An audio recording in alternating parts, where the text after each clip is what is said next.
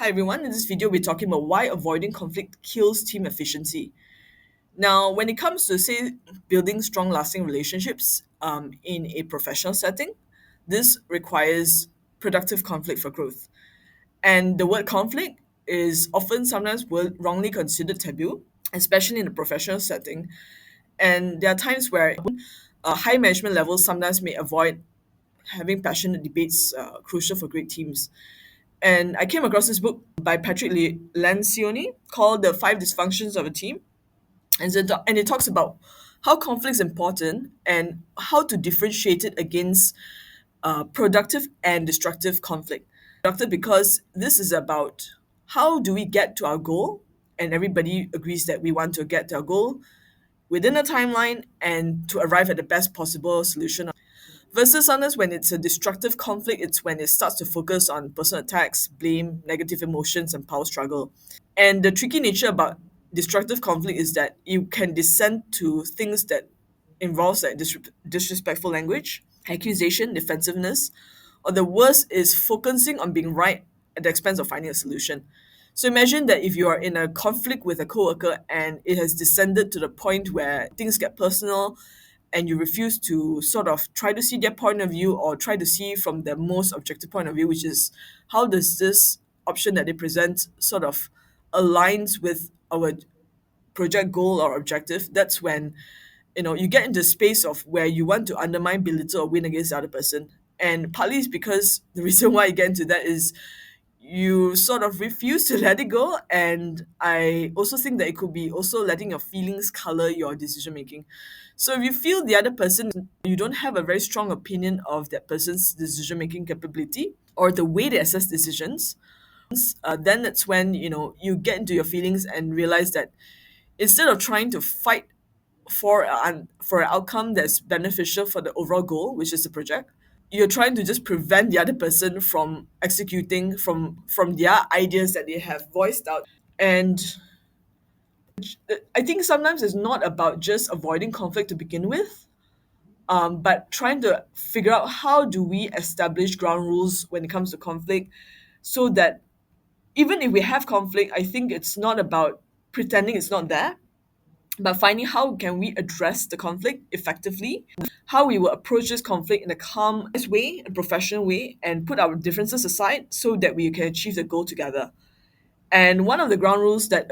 they can establish for ideological conflict is to focus on the what, not the who. Having said that, it's very important for us to set up expectations that disagreements that will center on this project goals, strategy, solution, timeline, quality, deliverables are the things that we can talk about, and the things that we will agree to disagree or sometimes, but we will try to find the best way moving forward.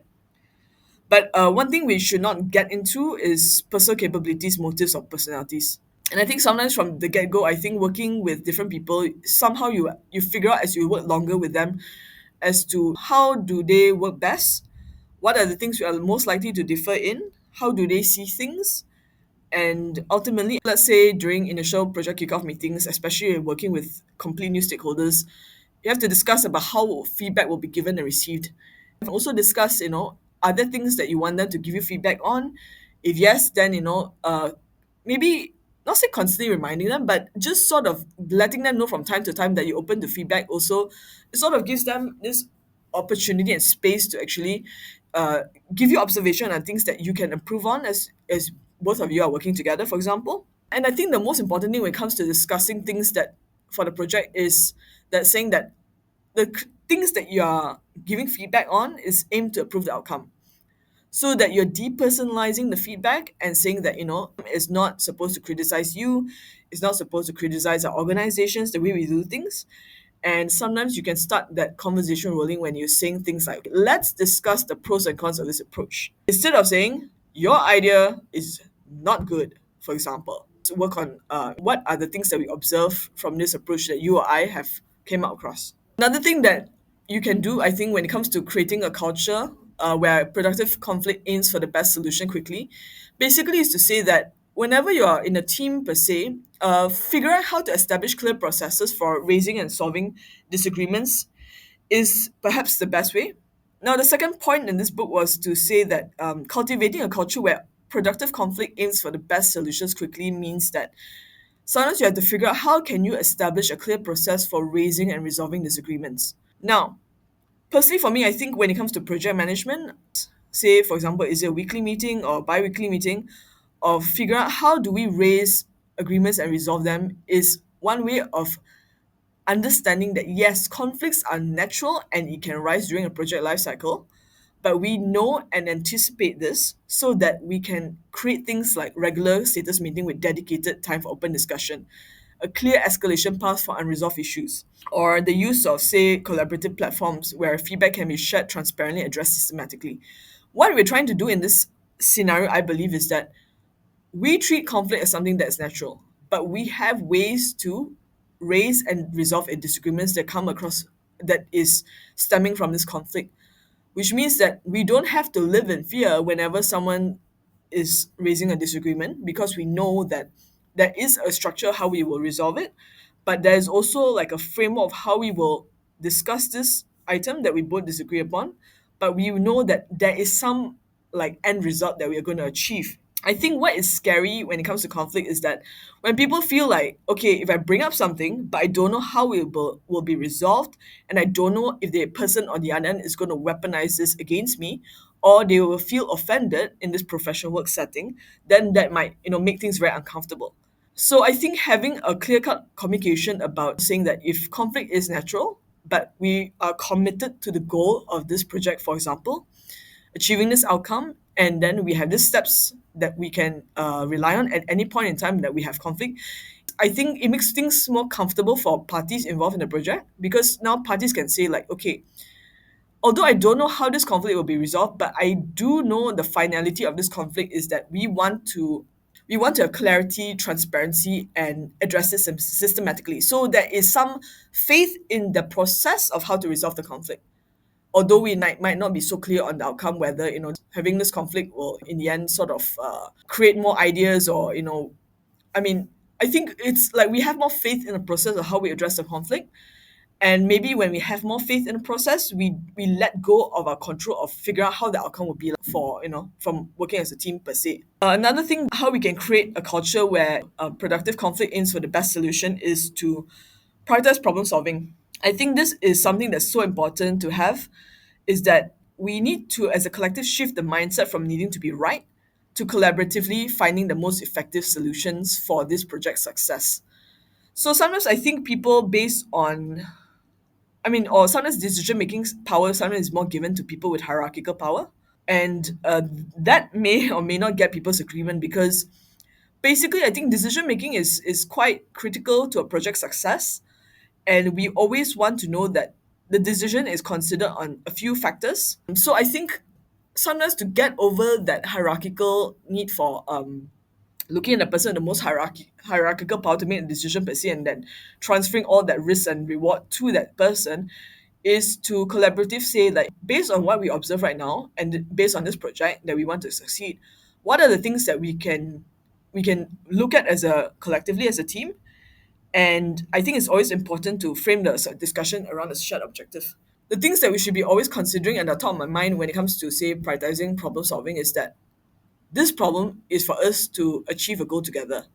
It's not about you or me or whoever that is winning and has a final say and is using our hierarchical power or position power to actually make the decision. So I think one example I've seen this happening is, for example, say a vendor, instead of say defending their initial approach, they will say like, okay, based on our understanding of your requirement or your brief, our thought is that we should give you this offer or this solution, for example. But we are open to exploring alternative approaches if they align with your objective, which is, for example, increasing sales or increasing profitability. When they say that, I think it lowers people's resistance to say that vendors don't have to always get it right from the get-go, but they have to also tell you how are they assessing giving you a solution when they hear your problem for the first time. Now, they themselves also, I think, is a degree of openness and a degree of working collaboratively. Want to say that we don't expect to be to give you the perfect solution all the time, but we try our best to understand that what are the concerns you have, and are there alternative approaches to better align with your objective.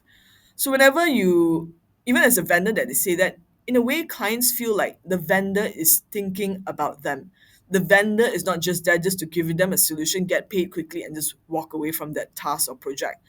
It's more like the vendor cares about the client achieving their long-term objective, and I think that works, and that probably foster a longer-term working relationship. And I think finally is an important part of managing a culture with conflict is ensuring that healthy debates leave no lingering resentment. I think it's so important sometimes to keep on reemphasizing that what are our shared goals and what are mutual benefits. And both the vendor, client, or even stakeholders, whenever they're working together, it's towards a common objective. We may have different methods of how to get there. We may have different methods of how we perceive we should use certain options, for example, to get there. But whenever disagreements arise, I believe that reiterating that we have shared goals and framing the discussion how to best achieve those goals collaboratively is one way to sort of sometimes taking the emotional intensity out of the discussion. I think when people sort of get into emotional intensity is because they feel like it becomes a struggle to just push their idea across. And when they feel someone on the other end is not listening to them or has disregarded their discussion or their ideas or proposal, that's when I think sometimes people double down and try to hold their ground and try to fight for the idea